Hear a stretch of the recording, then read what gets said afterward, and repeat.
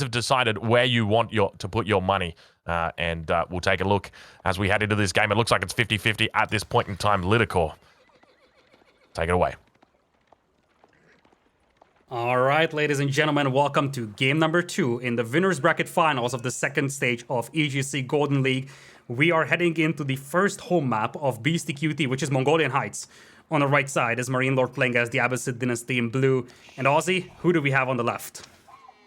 On the left, playing as the red Rus player, rather. It is Beastyqt, who spawns in as the Rus.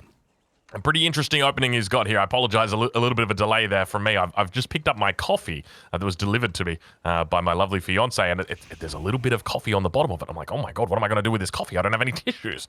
But I apologize for that. But now, this is such an interesting matchup on this map because the Rus has experienced a ban recently, and that's something that's, oh my lord, look at that. Who cares about the water? We got sheep, boys. We got sheep. Sheep back on the menu. And speaking of the water, I actually got lucky with my anticipation over there because I wasn't thinking very seriously about a dock being a possibility for MarineLorD, but he has one. So, like, when I said, hey, you got the cheap dock with the Abbasids, you can get a couple of fishing ships, that I was like, oh yeah, I would probably say that is like a 15 to 20% possibility that we're seeing that from MarineLorD. Looks like that is the direction that he's heading, and that's going to be a very nice extra source of food at the beginning for him. On the other hand, MarineLorD has nothing to really get disappointed about. As he pointed out, dozens of sheep trailing his scouts, and he also is probably successful finding the bounty. I would think he's at the 140, 150 level right now. Yeah, I suspect it'll be pretty decent, but a very interesting approach, the fact that he is ignoring the water. So yeah, 160 at the moment, but keep in mind, he's got all those sheep, and those sheep, a lot of people will discount sheep as just being like, it's just sheep. Hold on a minute, that's a lot of sheep that we're talking about here. Like, we're talking 20 plus sheep for Beastyqt. Each one of those is 5 gold. That's 100 bounty. That is a lot of gold. And so maybe Beasties, yeah, look at that, 16 sheep right now for the guy. He is popping off with regard to his sheep count. So maybe this was the play. He's just not even thinking about playing Rus on water. This is it. And, you know, this is something that we talked about before the game. There's no way that Beastyqt comes into this game thinking that the Rus is as strong as it used to be on water as it was in the last patch. And we can now see that Beastyqt thinks that the Rus water is so trash, so terrible, that he doesn't even take it. He doesn't even take it, at least at this stage, because it used to be the case that you would always take it as the Rus, but now we barely see a thing. And look at that, he finds 2 more wolves on the northern side, so that's gonna be an easy 250 to 300 out there with the sheep that he has had, probably even 350. And really, a great way to put the sheep into context with their gold count for the bounty is that you're fighting so much for every single deer. Sometimes you see scouts dancing around for 5 minutes just trying to make sure that the Rus player is able to get that single deer kill. 2 sheep are worth the same amount of gold as a deer, so really getting 16 sheep out there is a massive advantage here for Beastie. And with that, he's coming in with the Golden Gate. He's aware of the dock from the opponent. The question is, how exactly is he going to react to that? Well, this is where my theory was. I'm like, well, hold on a minute. What if he just plays standard Rus? What if he just goes for the boar? What if he, because keep in mind, he does have a boar. At least he should have a boar on his side. Oh my lord, where's the boar? There's a boar down to the south. It's right next to the river. Yeah, it's a terrible boar spot. I was looking at that. I was like, ooh, that could be problematic because if the opponent has water, I mean, technically this could be denied. On the bright side of things, oh yeah, go ahead. He can lure it, though. That's the thing. And I think Beastie's the kind of guy who will lure a boar if he realizes that it might be, being threatened.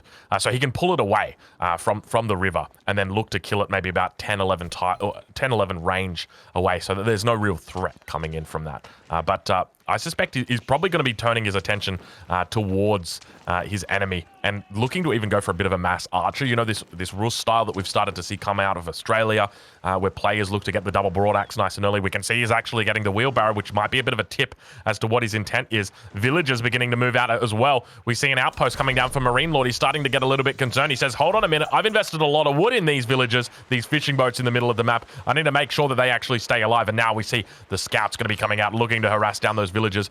Do we potentially see a Dow coming out? It would make a lot of sense in this scenario for MarineLorD to be getting a Dow out, but keep in mind, he's still in age 1, yet to reach the second age. We're into the 5-minute mark. Beastyqt, the only player that's up to the second age at this point in time, he's going to be trying to cause havoc in the base of MarineLorD, but MarineLorD is still yet to bite. Indeed, looks like the tower is going up here for MarineLorD, and as you pointed out, MarineLorD is still on the way towards Feudal Age, whereas on the other side, Beasty is already up. Looks like he's not moving towards that boar right now, as he has a wooden fortress up right next to his wood line. That's the only place where he really plays something. Look at that, you gotta love that cheeky play. That's a sneaky villager, and I just love this idea so much. Oftentimes you see players, you know, just voting off the crossings, playing a very eco-focused approach, especially a civilization like Abbasids. What if you hide That's not something? a wall. That's not a wall. That's an archery range. Oh, my lord, Lidakor. We talked about cheese a little bit earlier. It wasn't smelling too much like Parmesan back then, but I tell you what, right now, my nose is... You smell that, fellas? You smell that? That is cheese. That is well and truly, that is proxy archery range cheese before the 6-minute mark. I tell you what, Lidakor. We got some cheese on the menu. You thought sheep were on the menu. Get rid of the sheep. We got cheese, baby. And I love the idea, because think about this one. If MarineLorD doesn't know it's there, which is probably going to be the scenario, he's going to vote off the crossings and say, oh yeah, I'm fine. I have ships on the water, I have fishing eco, I have the crossings vote, and there is no way my opponent can do any damage to me. Now, is that scout heading towards that proxy? That could still be a thing. There is 2 scouts out there for MarineLorD, so he, in theory, could find it. It's also worth looking at MarineLorD. Oh, no. Oh no, MarineLorD will head into his perspective now. It looks like he's going to actually find the cheese before it happens. Does he find? Indeed, he finds it, and he says, hold on a minute, you are a Terran main. I see those proxy barracks. Watch out, the Reapers are coming. Oh wait, that's the wrong game. Sorry, this is Age of Empires. That's not, these guys are StarCraft 2 pros. So that's why the reference comes in, fellas. Don't get mad. I didn't get the game wrong. It's just a joke. It's all right. 3 archery rangers coming out. It's going to get scouted out by MarineLorD. So it knows it's coming. Reaction is going to be immediate with stables. It's worth noting, and this is one of the bigger questions out there, is whether MarineLorD has fresh foodstuffs, because you could see Beastyqt torching down his mining camp, and I'm actually wondering if he was able to gather fresh foodstuffs. It looks like he has it coming in right now, so he was able to afford that, but he won't be able to grab wheelbarrow for himself. Now, double stables out there, and the barracks is going to be the immediate as well for Beasty. Now, Beasty is not on the board, though, so... Even with all the sheep that Beasty has, sustainability is going to be a question when it comes to that infantry flood, so he might need to move out towards those hunts, which is something that he's already doing, it seems. Yeah, very smart moves here from Beasty. Definitely got a fallback plan, a plan B. But yeah, the great move so far from him. Interestingly, hasn't killed those sheep yet, so probably just determined that he doesn't need the extra gold that those sheep do provide. Something that people don't realize is you can actually just kill them with your scouts. It's a bit annoying. The sound that of your sheep dying. I remember the first time I accidentally commanded a scout to kill a sheep, I could just hear a sword clanging, and I'm like, what is that sword clanging against? It's like, that's a fluffy little sheep. And you can hear it like clang, clang, clang. It's like, bro, it's a sheep. Just one attack should do it. But no, it is not the case. And now Beasty turning his attention towards that dock. And I love the way that he's split the attention of MarineLorD, because MarineLorD says, well, hold on a minute, I need to defend my dock. And Beasty's like, actually, you need to defend your base, because there's an attack coming, and you are the target. The first Dow is coming in right now from that dock. It looks like MarineLorD will have enough to protect that dock over there. And you could see that Beasty is massing a substantial amount of units out there. That is 4 archer ranges and the barracks out there for production. Looks like the Dow is going to arrive just in time, horsemen also engaging. So the dock is going to be safe, and this gives a pretty massive edge in terms of economy for MarineLorD. That is 40 workers as opposed to 30. So you get the feel that if MarineLorD can hold off Beasty's proxy attack over here, he's gonna be in a great spot, because his economy is going to be way better than Beasty's one in the long run. Yeah, I've got to agree with you. Despite not being on that second town center yet, which is what you would expect out of a civilization like the Abbasid dynasty, he does have that water economy, and Beasty doesn't. So maybe that proxy needed to be a little bit further to the south, but unfortunately, he anchors it towards the south of the cliff range. So that's the main thing he's fearful of. He doesn't want to put it all the way up on the cliff, because then it's just so far for him to walk. So instead goes down below, and unfortunately gets scouted out. But now we do see he's adding in upgrades, +1 range attack, going to be coming through. MarineLorD dropping his blacksmith down as well. So both players respecting the blacksmith timing, and we see another archery range coming down for MarineLorD. He's looking to invest heavily into horsemen. He's got 13 horsemen out right now. MarineLorD looking to invest heavily right now in those horsemen. There's so much horsemen out on this field right now. Beastyqt is getting a little bit trampled, I would say. Yeah, and the thing is that the lack of spearmen is haunting Beasty right now. I mean, he's got 5 spearmen out there, but only 3 of them are out there in that front group. You see 2 of them were chilling on that cliff, and looks like the horsemen are heading straight towards the archer range, just trying to intercept the reinforcements. MarineLorD knows that he's ahead in economy, so he just needs to sort of hold out against this push. There is too many archer ranges for Beasty here for this not to work out. So, like, he knows very well that Beasty committed so much to this that this has to work, otherwise Beasty's gonna be in a tough spot. So there's a minimal chance that Beasty's going Castle Age here. With that many production buildings, it's pretty much going to be an all-out Feudal Age aggression, and MarineLorD knows that. Yeah, that's exactly it. And I think MarineLorD's doing everything right at this point in time. He's got the village elite. He's invested all of that extra food that he was getting from the water into his horsemen, and now he's up to 14 horsemen, 11 archers, 13 archers. You can see them out on the UI. That is more than enough to one-shot a single spear, and that is the only thing that's going to be potentially threatening it. And now we see Beastyqt look to fall back. I think he's spotted out all the cavalry from his opponent, and he's sort of scratching his head going, where the hell did they all come from? The horsemen continue to move forward, but they decide to turn their attention towards the battering ram. Yeah, the lack of spearmen is problematic for Beasty, and the thing is that his supply lines or his reinforcements lines are being cut off here, so he can't group up the newly made spearmen with this army over here, and you see he's trying to scramble, trying to move to the south to try and link up the 2 armies out there, but the spearmen are already gone, and now the Dao also joins the party over here, and the Dao is being used to great effect to snap down the spears as well. Big win in that battle as well for MarineLorD. Yeah, it's not looking pretty right now for Beastyqt. A lot of people came into this game thinking that, you know, the first game went the way of MarineLorD. Beasty's probably going to even up the series here, but MarineLorD already looking a little bit advantageous in his position. Obviously, Beastyqt's cheese getting scouted out. It's never something pretty. Typically, you want to hide your cheese, and then it's only once you bring out the wine do you bring out the cheese. But it seems like in this case, Beastyqt didn't even get a chance to bring out the wine before the cheese was found out, and as a result, MarineLorD looking to punish. Yeah, and that eco discrepancy is just growing and growing. Clock is ticking pretty badly over here for Beasty. 39 workers as opposed to 51.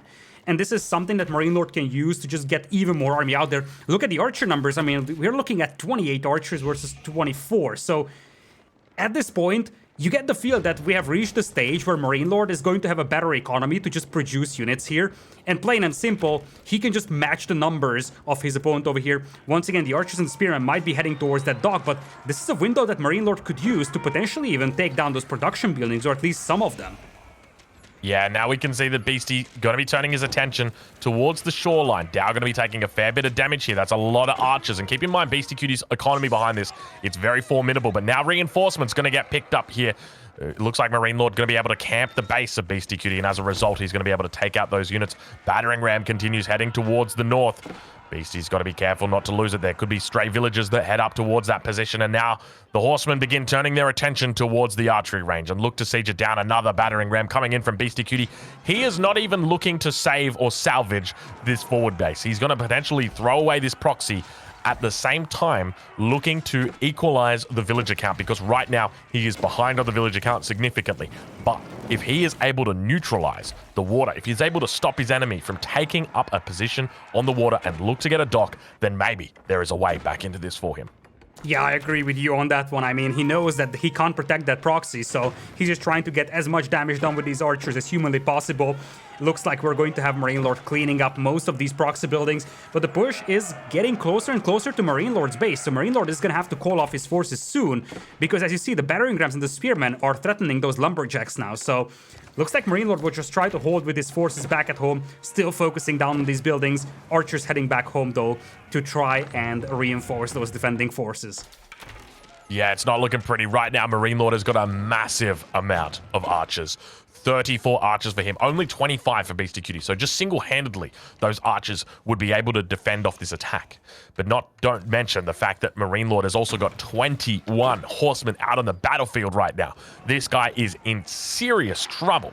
Beastyqt looking now to try and take control of the game, burning down that infrastructure on the front line. But now we see a bit of a push beginning to solidify. You can see the way that the villagers are moving on that wood line, potentially in 10. I don't even think MarineLorD's going to be pulling his horsemen here, as a bit of a battle beginning to unfold now, as once again that ram going to be threatened, and you can see how many archers are coming out now for MarineLorD. It is a huge number from him. MarineLorD looking incredibly good in this game too. It could be Beastyqt that is on the ropes right here, Lidakor. Yeah, it's going to be difficult here for Beast to take any good fights over there. You see his proxy got cleaned up. That's going to include those houses as well, so he's going to have to rebuild those. And it looks like this is going to be a big cleanup.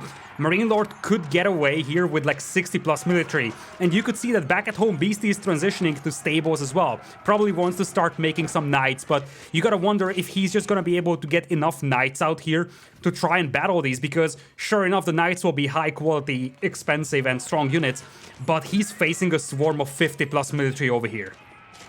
Beasty down to 8 military units, 7 military units now for Beastyqt. It's not looking pretty. MarineLorD, I mean, I'm not very good at math. I'm just going to throw out some quick ones right now, but I'm pretty confident MarineLorD has 8 times the amount of military that Beasty does. 7 by 7. That's 49. Throw in another 7. That's 56. It's basically 7. That's pretty good math right there, Lidakor. Yeah, that's pretty good math. Now, most of that army is just archers. So, in the event that Beasty reaches a critical mass of knights, technically he could take good engagements. The problem is that you see that the horseman numbers are also pretty substantial over here for MarineLorD, and he knows that he's got the opportunity to raid. Whereas on the other side, where is the food eco for MarineLorD located? It's on the water. Those knights can't hurt it. I mean, I don't even think that MarineLorD even touched his berries, which is ridiculous with the Abbasids. Now he's going to find so many villagers over here, and this is just falling apart here for Beasty. His chances are just shrinking and shrinking every moment we go deeper in this game. Yeah, you can see the population difference between these two guys. Beastyqt at the moment sitting on 69 rather population, but MarineLorD on 120. And the problem is that worker count, now it's 46, 45 versus 64. And you see, at this point, MarineLorD feels so confident that he's willing to sacrifice all his horsemen for the sake of killing a couple more villagers out there. The knights still in reasonable numbers, but look at MarineLorD's resources now. If he cannot finish this game right now in Feudal Age, he's just going to head to Castle Age. He's going to get some Lancers going. He could technically get some Boglaws to control those choke points as well. That's the first good raid here, really, from Beasty for the last couple of minutes. And now you're seeing the Camel Archers hit the field, which is going to be a great response to those Knights as well. Yeah, Camel Archer is going to be very effective in this scenario, but now a little bit of a raid coming through. Now, if there's anybody who knows how to get back into a game, it's Beastyqt. And he's not the kind of guy that's going to tap out early. You think 17 minutes into a game where he's down by 20 villages, where he's down by 40 military population, you think that's the kind of game Beastyqt is going to tap out of? No. That's the kind of game Beastyqt is going to post on YouTube and say, this is how you play from behind. At least if that's if he's victorious. Let's have a look and see how he plays it out. Because he's doing the right thing. He's distracting his enemy here. Yeah, I agree with you. I mean, yes, his chances right now are slim, but raids are the way back into this game. So if he can start damaging the economy here from MarineLorD, then there's a chance for him. And he has been doing that very effectively with those knights, picking off villagers left and right. The concern for him is that he has no tools to defend his own base with. I mean, he's still facing 10 plus horsemen now falling on those berry villagers, archers supporting those battering rams. And raids are nice, but you get the feel that unless you stop this direct push over here, your chances are extremely slim. Yeah, you got to agree with that assessment, and I'm starting to think that Beastyqt might be starting to struggle. We see knights that were attacking a mill. We saw spearmen being repelled by the spearmen of MarineLorD, and now MarineLorD turns his attention towards the base of Beastyqt, and that is something that he needs to address now. Beastyqt's got 20 military population, 3 times the military pop coming out for his opponent MarineLorD. Now MarineLorD looking to siege down some of those battering rams, bringing out, Beastyqt looking to siege down some of those battering rams. We can see the spears coming out together in tandem, working well with those knights. Knights going to be getting up nice, close and personal with those archers, doing their best. But keep in mind, those archers, they've got defense nearby. It's going to be those horsemen looking to try and run a bit of a screen. Indeed, they do. More spears going to be coming in as he continues to retreat back towards the river that he calls home. MarineLorD is known to be a bit of an amphibian, and as a result, it means he's going to be safe towards that position. But now, all of a sudden, the tables begin to turn as Beastyqt begins charging more knights out. Is this it? Is this the comeback? Are we finally seeing it here as all of the longbows, or rather, all of the archers look to get cleaned up? More spears going to be coming out. Not a lot of archers going to be able to defend in this position. At the same time, villagers cleaning up the battering rams. And now, down towards the east side of the map, we see a battering ram doing work, taking down docks. We saw MarineLorD trying his best to keep himself alive over on the water, and there's more attacks all over the map right now. All of a sudden, it's not looking terrible for Beastyqt until you check the military population difference. Yeah, the problem here for him is that he was relying so much on that Knight and Spearman composition, and it is just not going to work out anymore. Now you have the Spears on the battlefield for MarineLorD. He's going up to Castle Age with the Culture Wing, and while it looked good for him, like, it really looked good for MarineLorD, or for Beastyqt rather, these last 2 minutes, it's not going to work out well for him because you get the feel that he had to push in everything that he has had to stop that aggression, and MarineLorD has just much more fuel left in this tank here. He still has the fishing eco here for food. He's got the berries, and I do believe that that is Beastyqt tapping out of this one. He's realizing he can't stop that fuel age aggression, let alone a Castle Age pressure. MarineLorD putting up a clinic over here. Spotting that proxy base was the key here because once he saw that, his reaction was perfect. It was all about spotting it before Beastyqt could start massing that army. Yeah, that's exactly it. MarineLorD playing incredibly well in that game, just doing everything he could to put out those fires. Beasty felt like I almost feel like Beasty was a bit of a pyromaniac that game, just starting fires all around MarineLorD's base, looking to try and find an opening, but MarineLorD doing such a great job. Obviously, the amphibian training coming in very well there.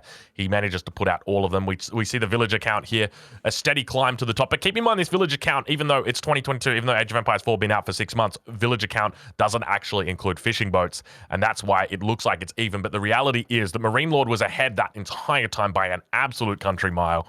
So don't for a second think that it was that close. But military count, that's going to tell a different story. MarineLorD gets himself to the top of the hill and never drops off. Meanwhile, we look at that fight right there for Beastyqt, just getting cleaned up and losing all of those units. Yeah, well, truth being told, the villager count graph should not represent the fishing ships as well because it says villager count. But yeah, indeed, as you pointed out, Sure. worker count was substantially better for MarineLorD, and that military graph just has shown us perfectly that he had such a level of reaction to those proxy archer ranges. He knew very well that in that very moment, he needs to go all in on military production, because if he stops producing army, he's gonna get flooded by beasties, archers, and spearmen. And he just bombed out a crazy amount of army out there. And ultimately, he just had the better eco, so he was able to sustain spamming those feudal age units for a lot longer time. Yeah, that's a great point. Yeah, I guess the big takeaway from that game is Rus Water is now in a state where Beastyqt doesn't actually think that it is viable for him to open up water. Now, obviously, that was a bit of a cheese strat. And I think that, you know, if we play that matchup 100 times on that map, you know, we're going to start to see a little bit more Rus Water come out. So he tried to do something a little bit crazy, didn't work out for him. But now we're going to be heading into game number 3. Civilization